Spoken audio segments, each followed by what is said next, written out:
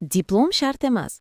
Hozirgi kunda oliy ma'lumotsiz ham oyiga kamida $1000 topadigan eng daromadli 3 ta kasbni bilasizmi? Birinchisi IT va dasturlash.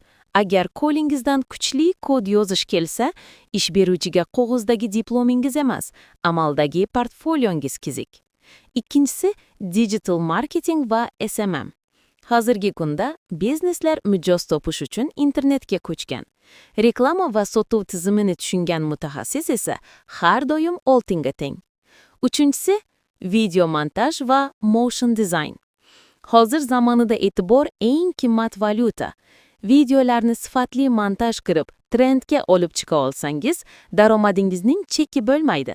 Eng muhimi, bu kasblarni o'rganish uchun yillab vaqt ketkazish shart emas. Siz qaysi sohani tanlagan bo'lardingiz?